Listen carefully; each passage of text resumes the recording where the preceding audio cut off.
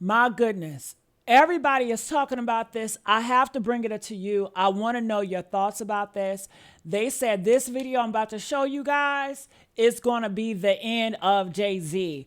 We know they said that Jay-Z is worse than Diddy and Diddy is something else. They are saying that Diddy and Jay-Z had Tupac and Biggie unalive. People are saying that Jay-Z, he wanted to be the top. That's the reason why he got the position that he's in now. Because if Tupac and Biggie was still here, Jay-Z would not be as big as he is now. That's what everybody is saying. It's a lot to this story. I want you guys to watch this video. You guys know the Keefe D trial is going on and people are connecting the dots and they feel like Diddy and Jay-Z have a lot to do with this. And I want to know your thoughts about it. Do you feel like it's true or not in this video? Do you feel like they're telling the truth or not? The stuff that's telling a lie, you feel, point it out. The stuff you feel like absolutely this is the truth, point it out. I want to see in the comment section. Check this out. Future says nobody was paying attention to Jay-Z when Tupac and Biggie were alive. Jay-Z wasn't great back then. He got hot when they died. Tupac was killed by one man. This guy, and Tupac would still be alive if shit wouldn't happen. Today is the only confirmation I need that Jay-Z is dead terrified of what he knows is the inevitable. I paid a lot for the fact that from day one, even though I got a bullet into my skull, they always said I'm the one who had Tupac killed. I believe cops had something to do with Big getting killed. I hope y'all ready. Buckle the fuck up. Former LAPD detective claims Diddy ordered the $1 million hit on Tupac and Suge Knight. The more money you make, the more problems you get. And jealousy and envy is something that comes with the territory, man. So Diddy killed Tupac and Biggie Smalls? Am I hearing this right? Prosecutors confirmed that Diddy's name was used 77 times in documentation alleging that Diddy was the one that put the hit out on Tupac. I didn't like it. Like, I didn't like the shit. Like, it wasn't like the shit to me. Like, it was buying more problems, cuz. Like, you're buying problems. Gangsters is everywhere. Tupac and Biggie. It just was a minor misunderstanding and miscommunication that ended those two lives. It was because Tupac hit us with Hit 'Em Up. And that joint was cold. That thing hurt to this day. You know? Things are looking very bad for Diddy. Sources claim Jay-Z hired Diddy to target Tupac and Biggie, stay until the end, because the footage at the end is not seen anywhere on the media. Let's watch this. So Diddy killed Tupac and Biggie Smalls? Am I hearing this right? Prosecutors confirmed that Diddy's name was used 77 times in documentation alleging that Diddy was the one that put the hit out on Tupac. Keefe D, the man who is convicted of and has admitted to killing Tupac, confirms that Diddy offered him $1 million for the hit. So back in the 90s, Diddy was doing a West Coast tour and hired Keefe D to be his bodyguard. Keefe D says it's at that time that Diddy offered him $1 million to kill Tupac. And if you're thinking Keefe D just brought this up now because Diddy's already in a heap of shit, you're wrong. Court records indicate this was brought to the prosecutor's attention back in 2009. Now, Eminem has stepped it up a notch, saying that not only did Diddy kill Tupac, he killed Biggie Smalls too. Listen to his new song lyrics. He didn't just spell the word rapper and leave out a P, did he? Yep, R.I.P. rest in peace. Biggie and Pac, both of y'all should be living. Yep, but I ain't trying to beef with him, cause he might put a hit on me like Keefe D. Get him. That's the only way you're gonna be. Killing me ain't gonna be. I don't know, what do you guys think? Future says nobody was paying attention to Jay-Z when Tupac and Biggie were alive. Jay-Z wasn't great back then. He got hot when they died, which is half true. Jay-Z was big enough to be on the radar of Tupac. Tupac didn't like Jay-Z. He just straight up didn't like him for whatever reason. Not sure exactly what it was. Biggie, they didn't really have a relationship at all, but Jay-Z even got dissed by Nas by saying Nas was like, keep Biggie's name out your mouth, basically. Because how many more of his lyrics are you going to spit on your albums? Because he used to take like hella lines, bro, like hella lines. Didn't even pay homage, bro, just hella lines he was taking. He wanted to be respected by Tupac, but Tupac wasn't having it. Tupac went away, Biggie went away, Jay-Z hit a rise. Now, could you make the argument that Jay-Z wouldn't be Jay-Z today if these two continued to live? That's debatable because he did have a lot of iconic hits that still would have happened regardless if you liked him or not. Think about 50 Cent. I'm pretty sure he didn't like 50 Cent, but he was big enough for Jay-Z to acknowledge and knew that there was nothing going to stop it. I was trying to talk to him to find out what had happened. Excuse me, gather information to see who would. Did you wind up riding anywhere with Mr. Shakur? Yes, I rode to the hospital and the ambulance with him. During that time period, between the time you get to Mr. Shakur and the time period he gets taken into the hospital, are you able to have any sort of communication with Mr. Shakur? He was still talking, and I was trying to convince him to tell me the name of whoever his assailants were. And did he ever respond? Yes, he responded, no, we'll take care of it. So, something like that. No, we'll take care of it, something like that. Tupac wanted to handle it on his own because he knew that Diddy hired Keefe D to target him. According to investigators, Diddy wanted Tupac gone. Court documents read, Diddy faces questions about his alleged role in Tupac's passing after being mentioned 77 times in a new legal filing. With the Diddy evidence file beginning with the documents reading on November 18, 1995, Tupac was photographed with Sean Diddy Combs' baby mama, Sarah Chapman. Diddy described Sarah as being the one, his dream girl, so when she got with Tupac, Diddy didn't like it, which resulted in his first attempt of getting Tupac, which was swept under the rug by police and was only investigated at the time for one day. I believe so. I do believe so. I have proved things that I can say that will back up my claim, but this is not for the world to know about. You know what I mean? It's between me and him, and only he knows. So every time he say it didn't happen, or that's the only thing that makes this become an issue to everybody. I was acting. Who gets shot 5 times in acts? Oh, I didn't get shot 5 times in their vision. I only got shot once because they found the book.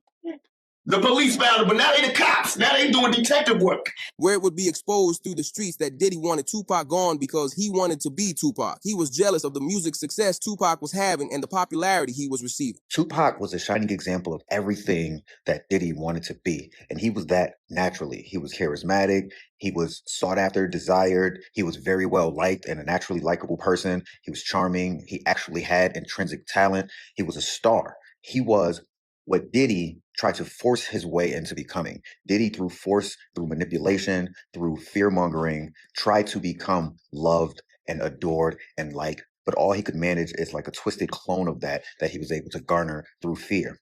But back to my original point, he thought he triumphed over Tupac when actually what he did was make Tupac immortal. And by Diddy continuing to live and earn more wealth and, in his mind, earn more adoration, he thought he triumphed. He thought he won overall. Getting a reaction from 50 Cent, who would call out Diddy while on stage. I was saying the wrong thing. I was saying, that's not the thing I say something about Buffalo. So yeah.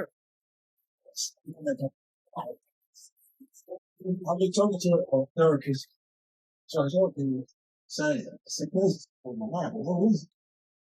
Well, what is it? Oh, but maybe I said it about Buffalo because he got Tupac here.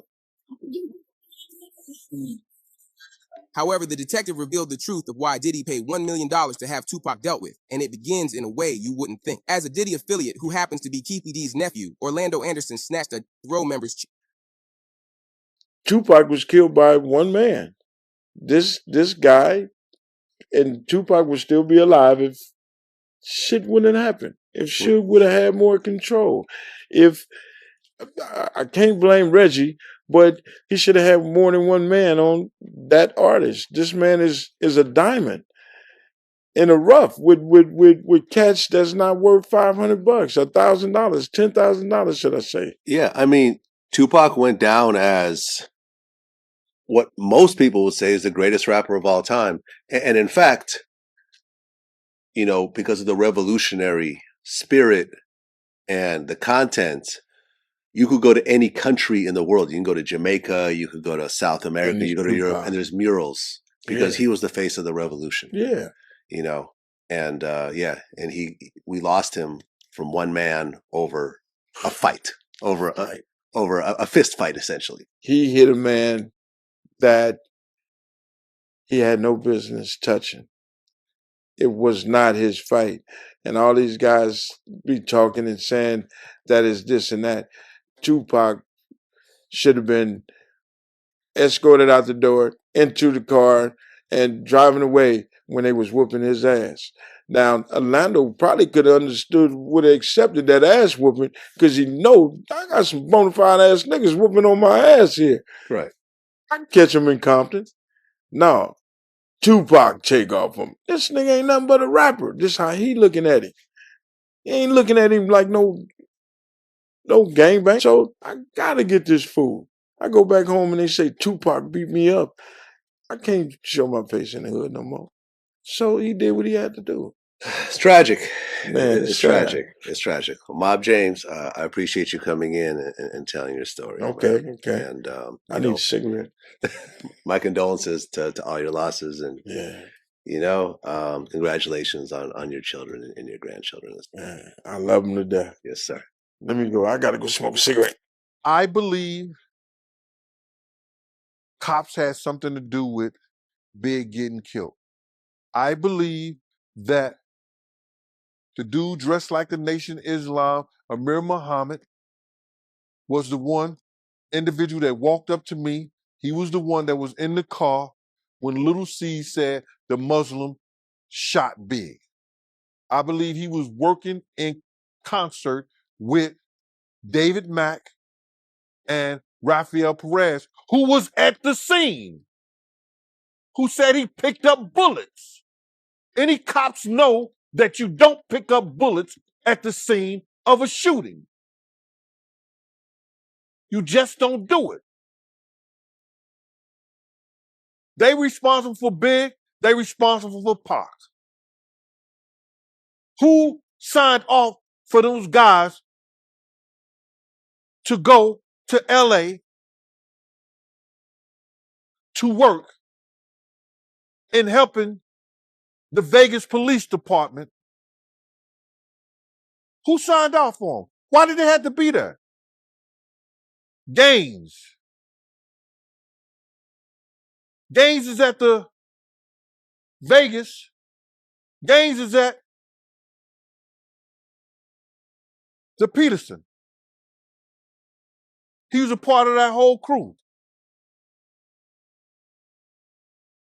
Come on, man. You ain't gotta be you ain't gotta be smarter than a fifth grader, and you definitely don't have to be a rocket scientist. Go back, Vegas Police Department. Who ideal was it for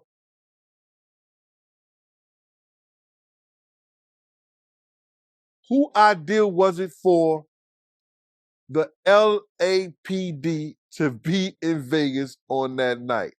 Did Vegas call and ask for their help? Who ideal was it? Why did they need to be there?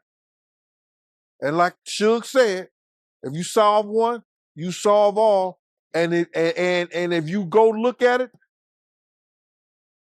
I bet you it was those cops and the brass that put them there. When you was around Diddy, at any point did you hear him say anything about taking out Pac and Suge? After that Soul Train Awards, when Pac and Big got into it, I heard Diddy say out of his mouth, and I was with somebody and I spoke about this on several occasions. Diddy said out of his mouth, I don't give a f if Pac gotta die. I don't give a f if Suge. No, I don't give a f if Pac gotta die. I don't give a f if Big gotta die.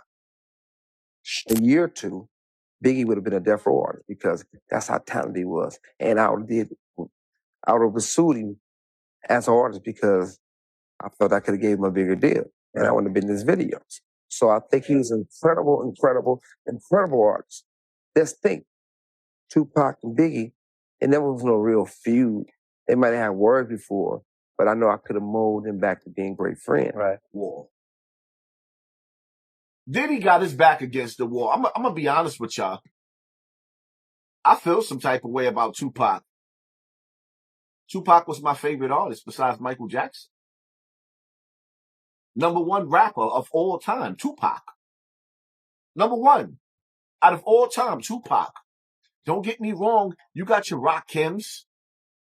Yeah, you got your Rakims. You got your starting five. KRS-One used to be one until he sided with Africa Bambaataa. You know, KRS-One was up there. Cool G Raps. And, you know, I got my Mount Rushmore.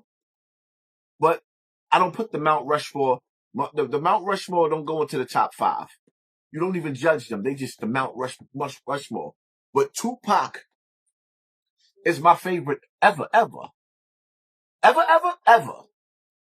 And then Big.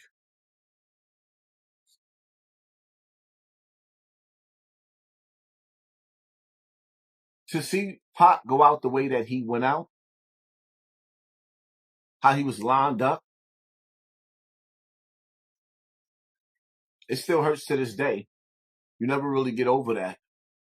Listening to Pac music still bring tears to your eyes. Every time Mother's Day come around and you think about missing your mother and you listening to the lyrics of Tupac, Dear Mama, songs are legendary. His songs is legendary. To stand the test of time. It is what it is. Yeah, I feel some type of way about Diddy. Of course I feel some type of way about Diddy. He was one of the most disgusting men that ever walked the earth. But the only reason why I'm falling back off of Diddy somewhat is because there was no proof and no evidence that ever came out that he did anything to any kids. Domestic violence, most of us niggas done put our hands on a female. Don't get me to be a hypocrite or lie. I stand on it. It is what it is. Back in the days, I slapped the head out you in a heartbeat. Like, what? I whip your head, boy. You know that I will. I whip your head. That was back in the days. We grown men now. We grown men. I got mixed feelings when it comes to Diddy. I'm disgusted at him.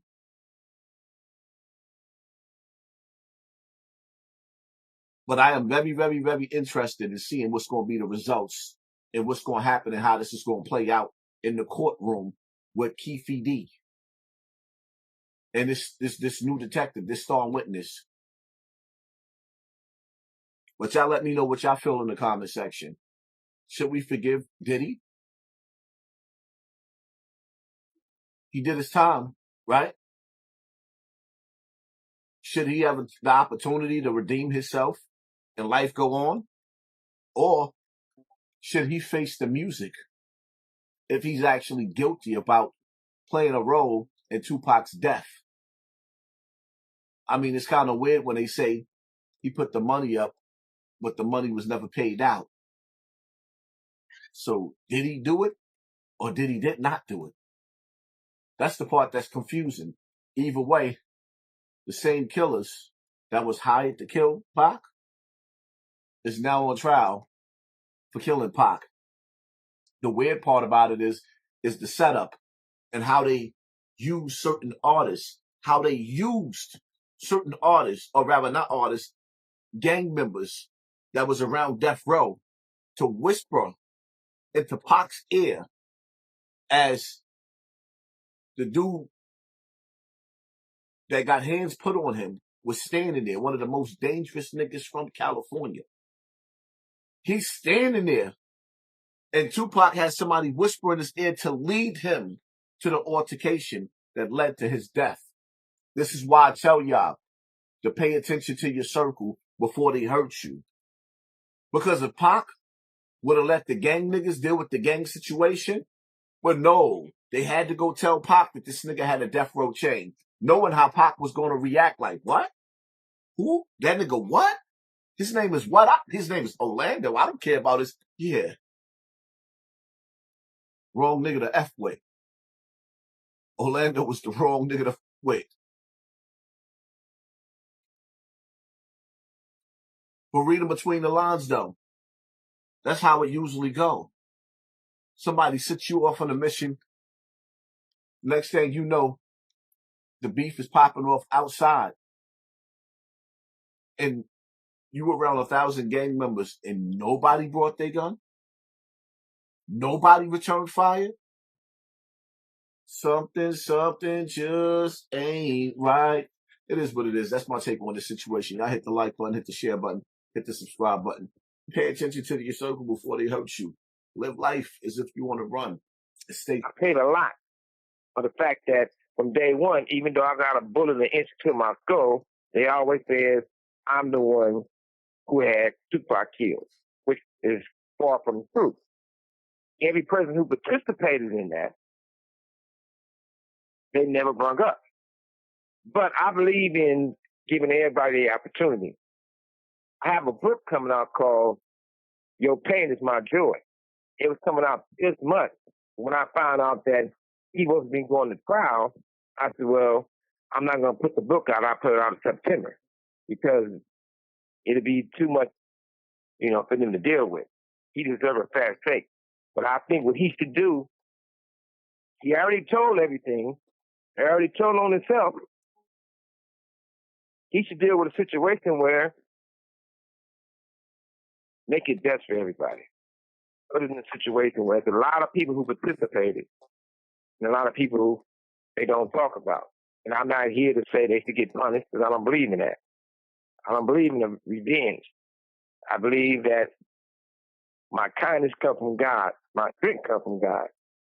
So I'm not on that page of saying they need to get punished, but it's sort of sad that every person has all dropped everything on TPD. When you look at it, he got immunity. So they can never charge him again. We were driving, hanging out in a convertible. And my girlfriend, Lauren, at the time, she knew Suge. And she told us, hey, there's Suge. Pull up next to him and ask them what they're doing. And so Shalane was the driver and she slowed up close to me. And so you said Shalane was the driver. Yes. Where were you seated? I was a passenger in front. In the front passenger? So Shalane's driving, you're on the front passenger, and the other two women are in the back seat? Yeah, Tanisha's behind me, and then Lauren is behind the driver. After all these years, you still remember them? Well, yeah. Some things you don't forget. That one. And so then when you start driving, when you see Suge and your friend starts talking to Suge, what happens?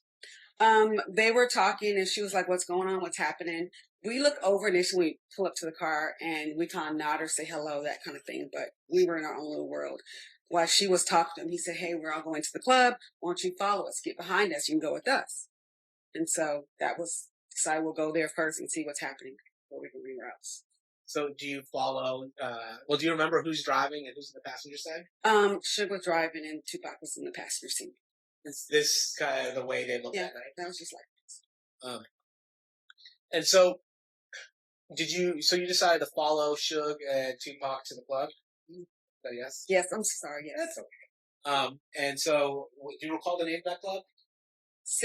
It was an area code, so I remember it was 662 or 702, but now I know it's 662. While you're waiting at that light, does anything happen? Well, me and Shalane were going to change seats. I was going to drive. I'm the more aggressive driver, and after what, she was nervous with them coming back in front of us so much. So me and Shalane were literally head down, taking our seatbelts off when we heard the gunshots. When all hell broke loose. And to be fair, you didn't see those gunshots. No. And then what do you do when you hear the gunshots? I freak out and I scream, what the heck, hell.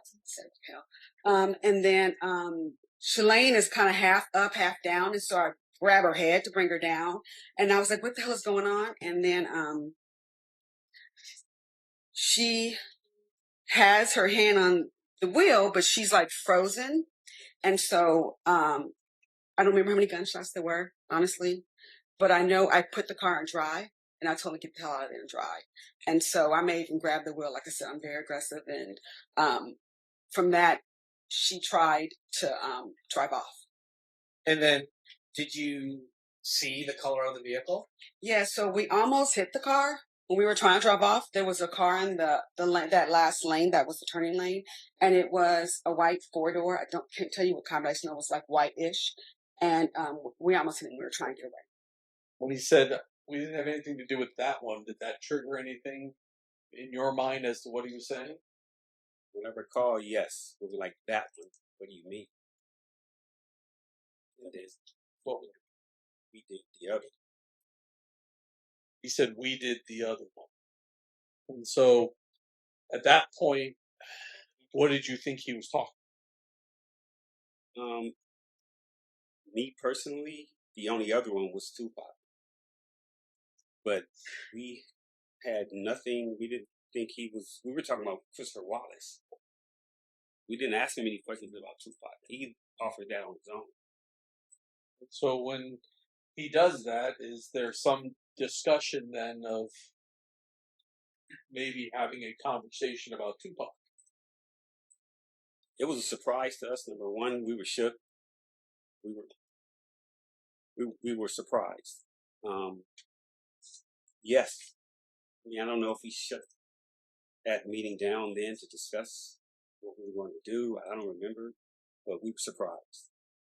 Mr. Davis stated that his nephew, Mr. Orlando Anderson, was jumped and beat up in a club or in a hotel in Las Vegas after the Tyson fight.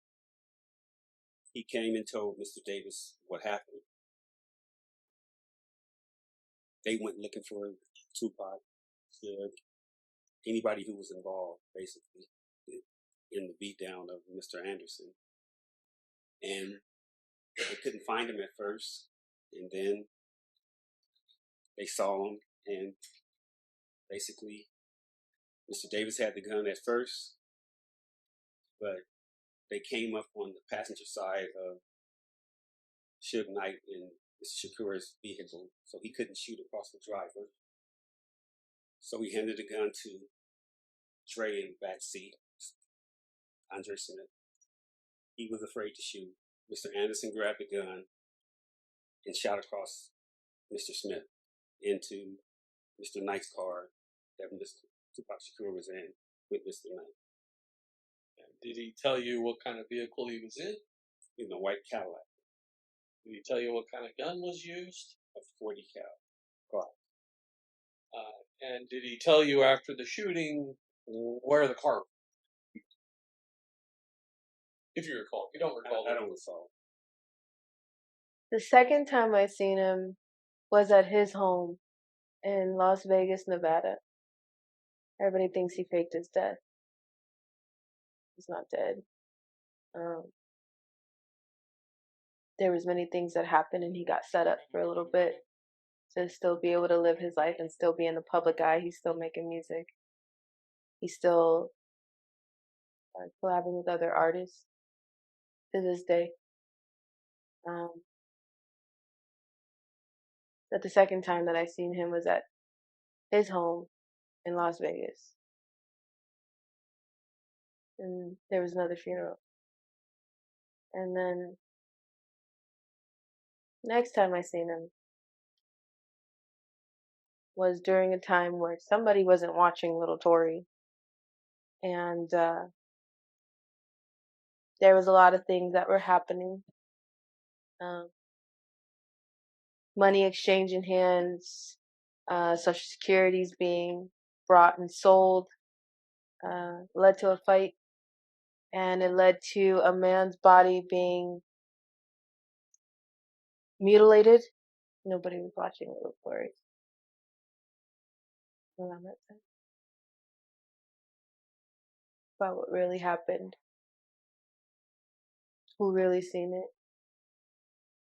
I had to go to a very elite party in Hollywood, California. And guess who I met? It was really weird. At first, I thought I was tripping. But no.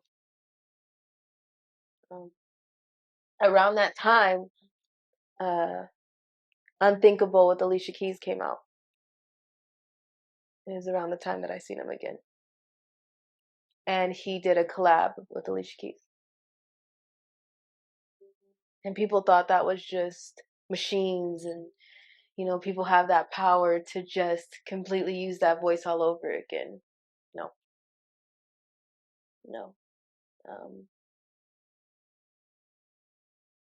Sounded like he was right there, wasn't it? He is. And I'm sure now he won't be able to take this information getting out there, because when you fake your death, you really want to escape from the truth and all the secrets that you have. You escape from the fact that you may be a killer and a pedophile. You escape from the fact that when you sold your soul, you might have sold your child.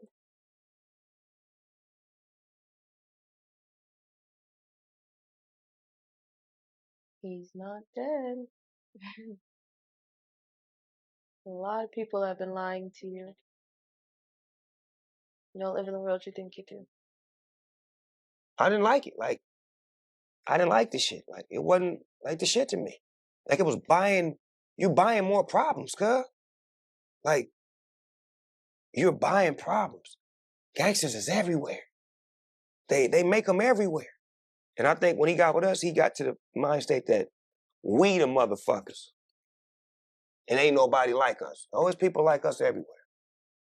Everywhere. So you say a week before, best of friends, 2 days Best before. of friends. Like we was in New York doing the award show and laughing, and my hair permed. He got me this motherfucking Hugo Boss suit and had me on some European shit. My pants was fitting tight. And he had a nigga on some other shit. Like, nigga, let me dress you. Nigga, get you right.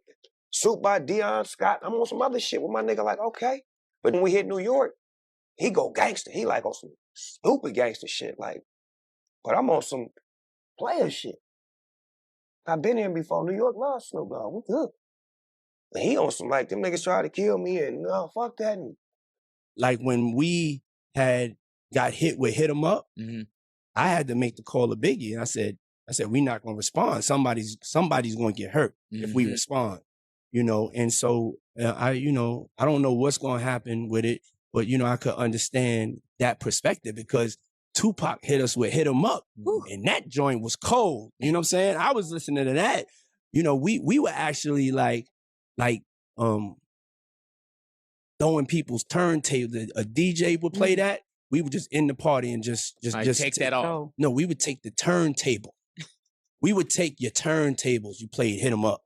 You know what I'm saying? That's how cold that thing hurt to this day.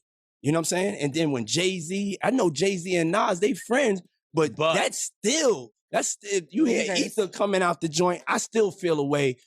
I mean, I never felt the way with Hit 'Em Up. You know what I'm saying? I never felt a way with it, because I really laughed at it the way I was portrayed in the video. I saw the fun in it, but I'm not gonna play it at my birthday party. Right? Yeah. Did he ever say that he wasn't fucking with you, or you just felt it after the Angie Martinez interview? After Angie Martinez interview, we go back to the hotel.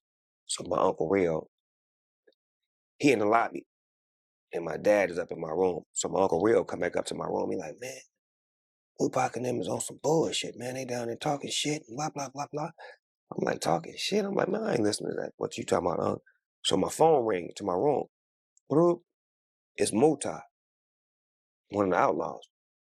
Pac said, give him an ounce of weed. And hang up.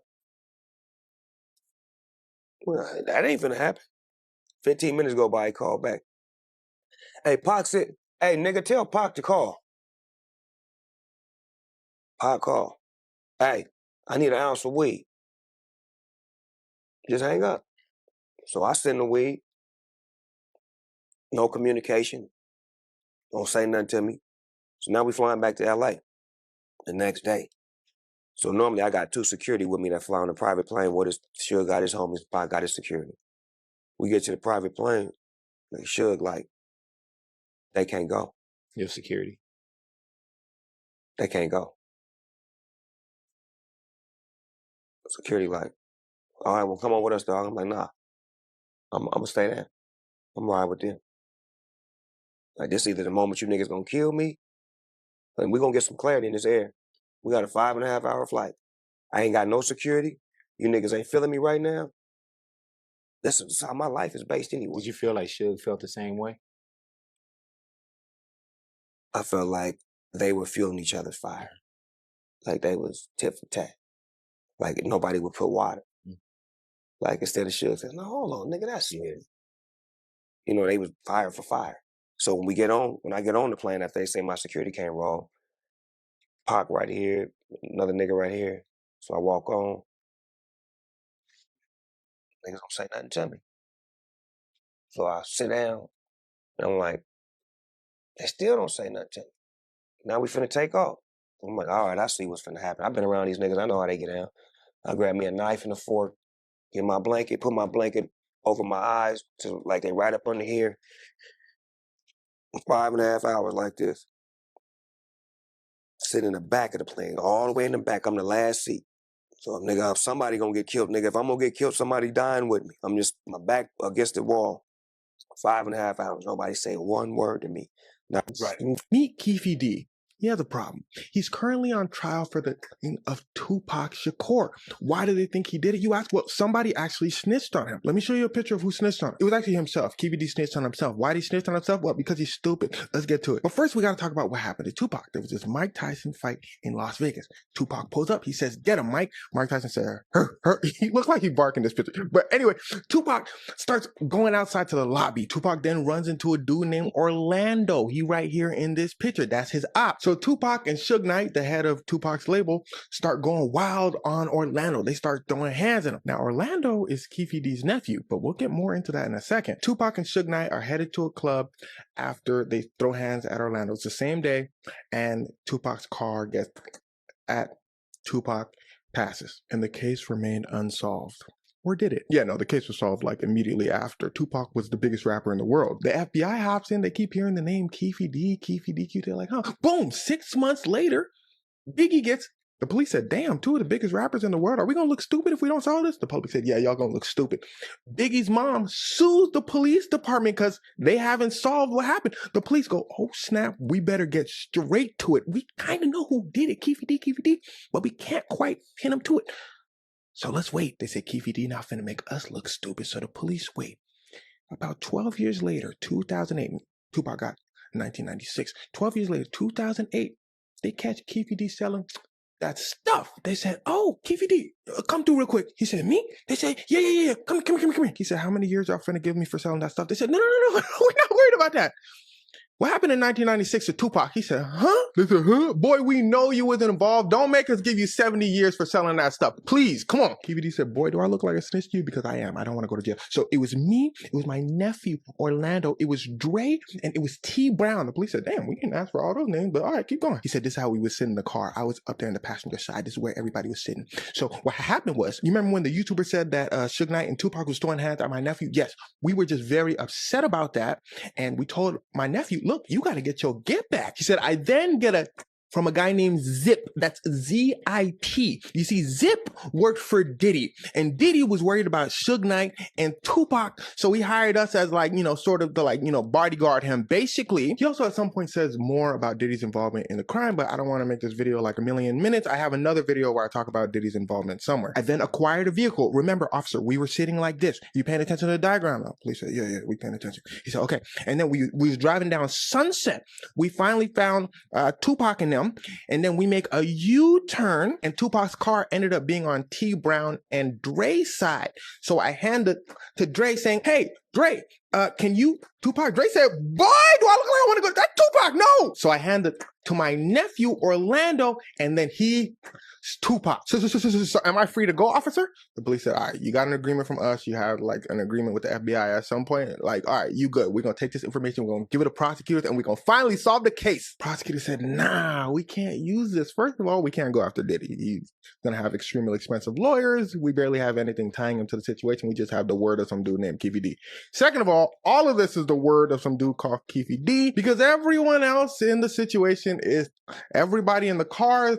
The person who did the allegedly is, the prosecutors are like, there's nothing we can do. Keefe D says, so all I have to do is shut my mouth, stay in the corner, and I'll get away with it. That's not what I'm going to do. I'm going to go on YouTube and tell everybody what I did. Boy, Keefe D start running his mouth on YouTube videos, interviews here and there, saying, all right, so this is what happened. And he basically saying everything that he told police happened. He goes on a documentary series called The Unsolved of Biggie and Tupac. He said, I'll solve it for you right now. So this is what happened. He starts writing a memoir called Compton Street Legend. He said, okay, so this is what I did. Remember, I was telling the police, let me show y'all the diagram again, how he was oriented in the car. Does everyone understand that I did it with my nephew and where we were sitting? Let me write that down in the book. Ring, ring, ring. Keefe D gets a call. He said, hello, this is Mr. Keefe D. Police said, yeah, you're under arrest. Keefe D said, no, I can't be. I had a deal. They said, yeah, you had a deal with everything you were saying with us, not all the information that you volunteered out to the world. You basically confessed, first of all. Second of all, you didn't have a deal with the Las Vegas police where this all happened. Hold on, I got him on the other line. Hold on, QVD. QVD said, I think I get the point. They said, no, wait. They switched the line. Las Vegas police said, hello, Mr. KVD. Yeah, we're going to come to your house right now. We're going to arrest you. So the Las Vegas police arrest KVD, and here's where things start to get wicked. He's currently on trial. It's happening as I make this video. Prosecutors basically said everything I said. They said, yeah, KVD told on himself, Your Honor, I don't even know why we're here for real. The judge said, true. Should we just wrap this up before lunch? KVD's lawyer said, wait. KVD should be free to go because Keefe D, a goddamn liar. He loved to lie. That's all he do. He just a liar. Keefe D said, not too much. His lawyer said, boy, shut up. You want me to get your ass out of jail? Hold on.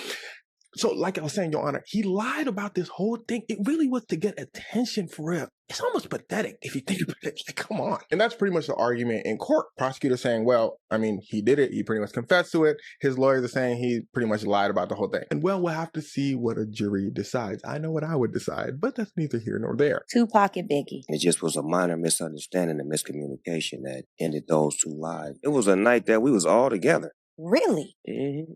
It's on video, right, K-Dub, on YouTube. It's just crazy that people don't know that these two dudes was funny, they was likable, they was lovable, they was cool. They were my peers, and they just didn't get a chance to fully grow into who I am. I believe that if they were still here, they would be doing exactly what I'm doing, probably better than what I'm doing. The love that I have for both of those brothers and my relationship with them is hip-hop royalty. Tupac was my friend before he got on Death Row Records. And then when he got on Death Row Records, he was so supportive of me. Just being a real friend, a real leader, teaching us how to be fast in the studio and how to make records and not just listen to records. And just bringing his military mind, telling me to marry my wife. And then my relationship with Biggie was, he was working on Ready to Die, and he called me to the studio, played his album, the first song on his album, doom, doom, doom, doom, and how to sell records like Snoop. It's like Snoop.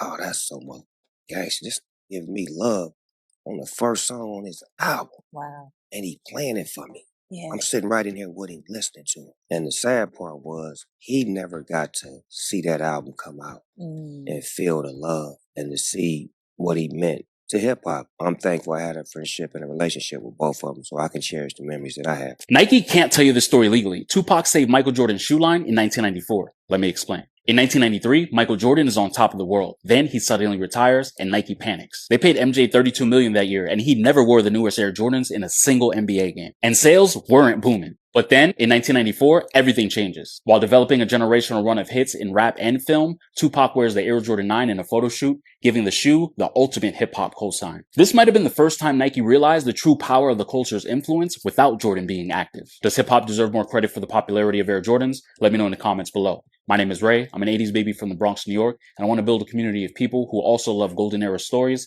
from rap, fashion, and sports. So I guess this video was supposed to find you. Did you speak to Tupac when he was in Vegas? No, he was in an induced coma the whole time. The nurses told me, so I got the luxury, when I sat that 12 to 8, the Outlaws were usually in a car outside, and I was in the ER waiting room. So the nurse would come out and give me progress reports. And there was this big fat white lady that was the nurse the first 3-4 nights. She came out one night. She's like, "Oh, that Tupac of yours, he's a fighter." I'm like, "What happened?" He's like, "We almost lost him. Gave him 500 cc's and whatever, and came right back too." But then she said that he was in an induced coma because each time that he came to, he'd want to pull his plugs out and get out of bed. I was like, "That's crazy." And she said, gunshot victims wake up at the scene of the crime. So that's what they do. So she said he was in an induced coma the whole time. I went in on the 5th night, and I didn't feel comfortable going in anytime before that because it was the family and Outlaws, and Tracy had gone a bunch of times. But for whatever reason, the 5th night, it was like 2, 3 in the morning. The nurse said, "You haven't seen him yet?" I was like, "No." She said, "Why don't you come see your friend?" So I went in, and immediately what me up was his head was twice the size. So the nurse had said he had water on the brain, and his head was swollen, right? And then everywhere that there was a gunshot was covered with gauze, and he was naked except a little sheet covering his privates. But like the finger was gone, you know, there was just a little bandage there. It was fucked up, bro. I just walked up to him. I put my hand on his arm. It's ice cold. I said a prayer, and then I walked out. And that was the last time I saw him alive. Wow, man. And I always heard from the people that I spoke to and the people that I interviewed that, you know, Tupac would have survived. He would have never been the same Tupac. He would have never been able to rap anymore. I don't agree with that. Oh, you don't? No. Why? Tupac is missing a lung. He had everything else. I know a lot of motherfuckers with one lung that could survive, that could rap and do whatever they want. Tupac was a beast, bro. Tupac was a fucking beast. Had he lived, yeah, all right, motherfucker was missing some shit like a finger and a lung. I don't think, no, hell no. God rest her soul, Afeni Shakur in an interview once said, Tupac would never bend his knee for no man. I don't think, had he survived, he might have changed his ways real quick, but he was in the process of doing that. He still would have been a fucking beast, bro. I hope y'all ready. Buckle the fuck up. Former LAPD detective claims Diddy ordered the $1 million hit on Tupac and Suge Knight, allegedly offered the money to the man who would later go to admit that he was involved in Tupac's unaliving, which is this man in the corner right here, Dwayne Keith Davis. Now, former detective Greg Kading has come forward with the whole thing. According to Kading, it was a heavily involved investigation into the unaliving of Tupac Shakur and Biggie, which we all know Dwayne admitted to taking Tupac out. Now, according to Kading, Dwayne Davis told him that the hit was ordered during a stop on Diddy's 1995 Summer Jam tour in Anaheim, California. Diddy allegedly got a whole room of Crips together and told him what he wanted them to do. Diddy allegedly offered Keith D $1 million to take Tupac out and Suge that night. And Keith told Diddy that, "Man, we'll wipe them out real quick for you." And then Tupac was taken out after Mike Tyson's fight, you know, at MGM Grand. And if you go back to my video when I'm talking about Foxy Brown being a witness to everything, it will let you know this part. Keith D then allegedly obtained a 40 pow from a well-known UGG dealer named Von Zip Mart, who was also a promoter. Keith D, along with his nephew Anderson and two other, you know, blue people. To sacrifice loved ones. You have to sacrifice loved ones for a long period of time if you want to be great. You have to sacrifice loved ones. LeBron is openly telling you truth in plain sight. Now, people could say that what he meant by that is because of the time that he spends away from family. But when you really begin to research things for what they are, you will see things exactly for what they are. And again, make no mistake about it. These guys are in the positions that they are in for a reason. And they must do certain things in order to stay in the positions that they are in. So this is why things like this happens with these people. People really need to wake up and realize exactly what is going on. And all of these sports leagues are scripted. Right now, there's a theory going around claiming Jay-Z hired Diddy to target Tupac and Biggie before it all went sideways. Let's be clear from the start. That claim has never been backed by a single piece of real evidence. No confession, No court finding, no credible witness testimony. It's speculation built on decades-old East Coast-West Coast tension, recycled every time Diddy's name is back in the headlines. Tupac and Biggie's murders remain largely unsolved cases that investigators and journalists have spent almost 30 years digging into. Even the Keffe D case that finally moved forward on Tupac's killing in 2023 named specific individuals. Jay-Z was never one of them. So we're not running with that story here, because repeating an unproven murder allegation as fact isn't commentary, it's misinformation. What we are going to break down is what's actually real. And what's real is bad enough on its own. Diddy isn't dodging accusations anymore. He's serving time. In July 2025, he was convicted on 2 federal counts of transportation to engage in prostitution under the Mann Act. He was acquitted of the more serious racketeering and sex trafficking charges, but the jury still convicted him on those 2 counts. That October, a judge sentenced him to 50 months in federal prison, a $500,000 fine, and 5 years of supervised release. He's at FCI Fort Dix in New Jersey right now, and his release date actually got pushed back to early 2028 after a fight with another inmate. His legal team has an appeal in front of a federal panel calling the sentence unjust. That decision is still pending. On top of the criminal case, he's facing more than 65 civil lawsuits. Now here's where Jay-Z actually enters the picture, not through some hitman theory, but through a real courtroom. In late 2024, a woman using the name Jane Doe filed a lawsuit accusing both Diddy and Jay-Z of raping her at an MTV Video Music Awards after-party back in 2000, when she was 13 years old. Jay-Z was added to that suit after Diddy was already named. He denied it immediately, calling it a blackmail attempt. Then in February, without explanation, her lawyer dropped the case against both men entirely, dismissed with prejudice, meaning it's over for good. But Jay-Z didn't just walk away from it. He turned around and sued the accuser and her attorney, Tony Busby, for defamation, malicious prosecution, and civil conspiracy. His lawsuit claims she privately admitted to his team the allegations were false, and that Busby pushed her to include him in the case to squeeze out a bigger payout. Jay-Z's team says he lost $20 million in contracts because of it. Busby isn't backing down either. He says she never withdrew the underlying accusation, only the lawsuit, and that she did it out of fear after being confronted by Jay-Z's investigators at her own home. She's since said in a sworn declaration that she stands by what she originally said. So strip away the internet conspiracy theories, and here's the actual timeline. A serious accusation, a sudden dismissal, and a defamation lawsuit that's still working its way through the courts right now. No hired hitmen, no Tupac, no Biggie. Just 2 powerful men, one already convicted and behind bars, the other fighting a very real legal battle to protect his name. That's the version that's documented.